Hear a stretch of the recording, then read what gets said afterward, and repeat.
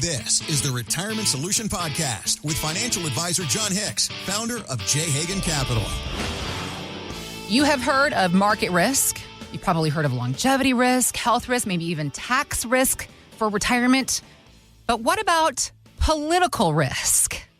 That's what we're going to work to unpack a bit here today. I'm Heather Branch. This is Jon Hicks, financial advisor, founder of J. Hagan Capital, here to help you understand what's going on with the outside external factors and how they could internally affect your savings and inform you, empower you with information on ways you can do better. And today, dare we touch politics in any way, shape, or form, but we're going to, because the thing is, in this day and age, politics is affecting our money, probably not more than ever, but you can't deny the influence that politics is having on our savings, particularly our investments as of late. So Kyle and I, my husband and I, are celebrating our 10-year wedding anniversary this fall, so we want to plan a cool trip to Europe. So, John, you and I have a mutual friend, Lori. She's helping us plan our trip. And you will have one of the greatest experiences of your life. I know. But in my initial emails to her, I said to her, hey, where are Americans liked? Or at least, where are we at least the least hated? I said, I am all the eye rolls and sighs, and I'm even had to ask this question. I said, but I'd be remiss if I didn't bring it up. That it's something I'm thinking about. It's true. I mean, Mexico is not right now the greatest place for Americans right now, or obviously for Mexican military either, because of everything that's been going on. But that's a great point. Where are Americans? Where are not they just hated? Tolerating us? Right. And you just can't deny how polarizing, not just President Trump, but I feel like a lot of our politicians are, and how one tweet, one headline, one statement can be made in an off hour, and the next day everything goes out of control. Let me bring in real quick before I give you the floor. I want to bring in this audio from Paul Christopher, because we've been seeing obviously the back and forth with the headlines and how it's affected our market. So this is investment strategist Paul Christopher recently talking about it on CNBC. Here's what he said. These events sort of coming out of nowhere, a little bit like riding the bumper cars, are going to wrong foot some investors here early in the year. And it's just a reminder, I think a good reminder, a timely one, that you've got some trends like tax refunds, deregulation, the Fed cutting rates, and the Fed expanding its balance sheet again. These are going to be durable, reliable trends. And this other stuff that's going on in the background, headlines, negotiations being conducted publicly, that doesn't mean that the bulk of the probability isn't still where we think it should be on those more durable trends. So thinking about political risk, first, can you define it? And then how do we plan around it? Yeah, so if you think about political headlines, and I've got some really interesting statistics we're going to talk about, it's when the headlines hijack your portfolio, right? That's really what we're talking about, right? It almost has nothing to do, and what he was talking about durable trends, which means fundamentals. That's all it really means, is that, hey, the things that we can see, we know that we have an aging population. Right. We know that we're in the 12th year of a bull market. There are some things that are inarguable. They are 100% fact-based.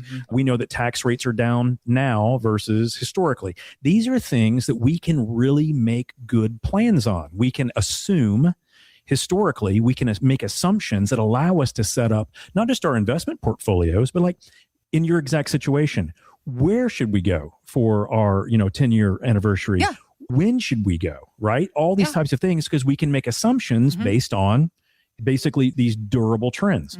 Now, here is an unfortunate piece of the puzzle. And I think anyone that's ever heard this show knows that I am, by a very nature, a capitalist. I am a fiscal conservative. I truly am more of a Reagan style person, because I think that there's all kinds of good things that we can do on our own as individuals. We don't need the government assistance. Now, on the other side, I think that there's great things that we need the government to do. We need it to protect us. We need it to make sure it gives us opportunities. We need to be certain that everyone is allowed at least some form of a space where we can play together nicely, but then everyone has an opportunity to compete. So in those regards, I think that government is necessary, but I don't like an overreaching government arm. Now, here's where I'm going to go with that. Our current commander-in-chief, President of the United States, Donald Trump, since he has taken office a second time around, 12 different times 12. I actually have them all listed out. So if I look over here to the side, I'm reading through all these things that actually happened. President Trump single-handedly and directly moved markets based on statements, posts, or political actions. One human being moved the market over 35.24% this time he's been in office. I'm going to say that again. Very rarely has a headline made a huge impact in the long run. Okay. Right? Short runs, things happen. Yeah. The Fed chief is going to step down. Ooh, markets react a little bit. A new CEO is named to NVIDIA. Well, that's going to change things a little bit for a few moments. Yeah. But when one person can send out a statement or a post or a tweet or say things like, we're going to tariff another country more, all of a sudden it's disruptive to everyone that deals with that. For instance, if you say, I am going to tariff products that come in from this country, whatever it is, and all of a sudden, all of those shipping companies like FedEx, UPS, DHL, take your pick, all of a sudden, those shipments cut in half. Now, FedEx and UPS, don't you think they had assumptions on what was going to be coming in and how they're going to make their payroll and how they're going to pay their benefits? Right. Of course. And one person, whether the Supreme Court allows them to do it or not, one person makes a comment and that changes everything.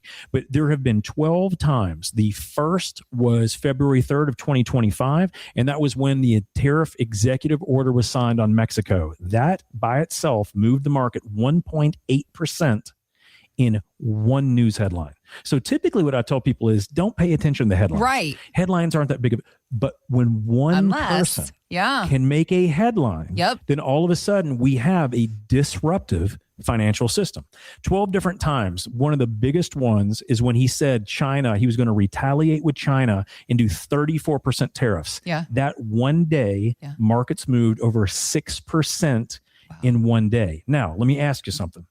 If one person, I'm not picking on Trump. I'm just saying we have not seen this before, but mark my words, because we're living through it now, do I think it is setting a new, very dangerous precedent for the next person and the person after that and the person after that to be able to change economic markets?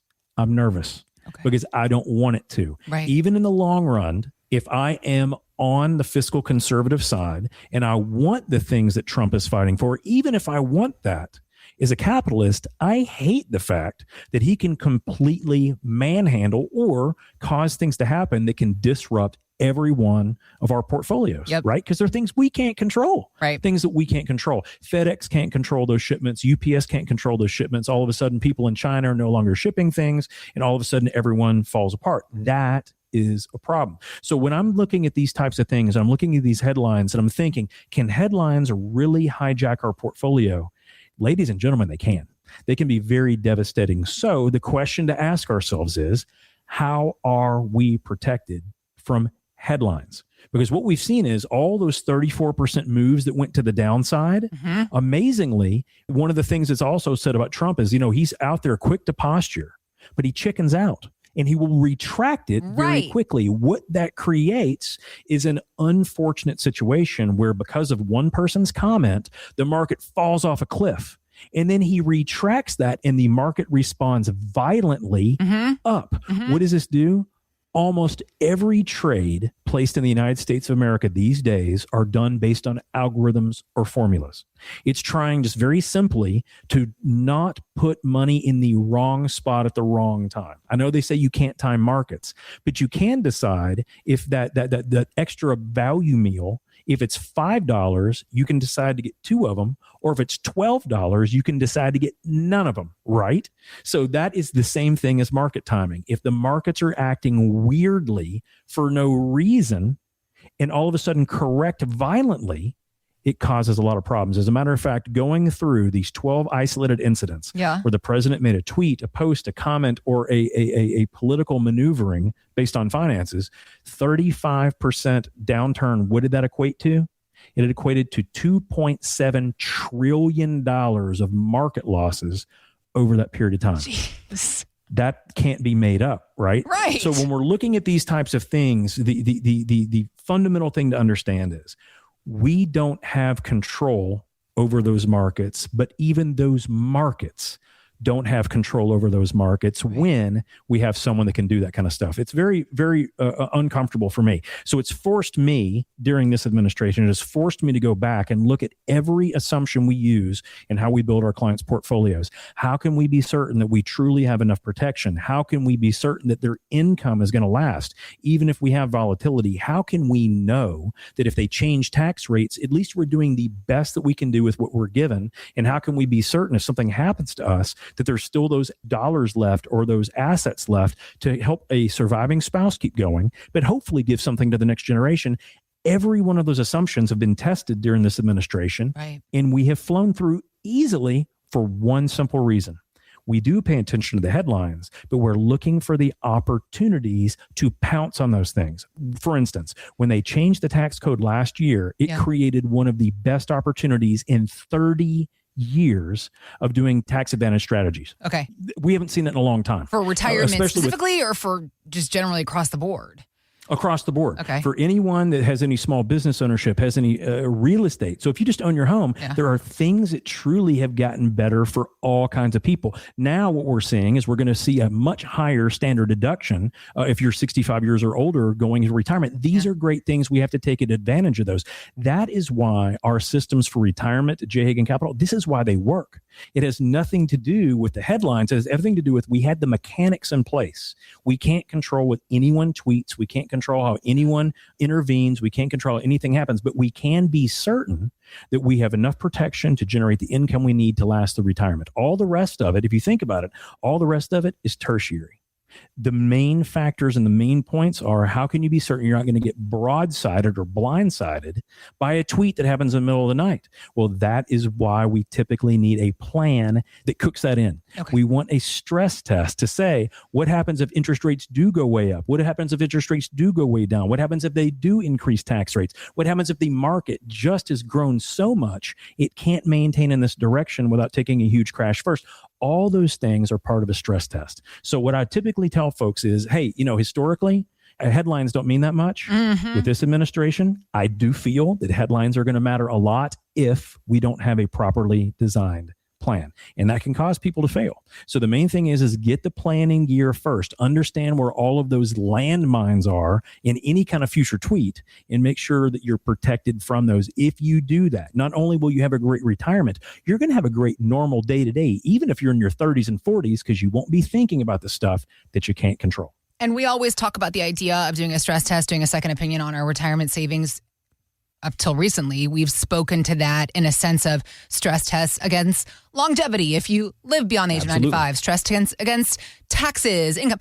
But I mean, political risk is something that we can also stress test against, something that you can help us with at J. Hagan Capital?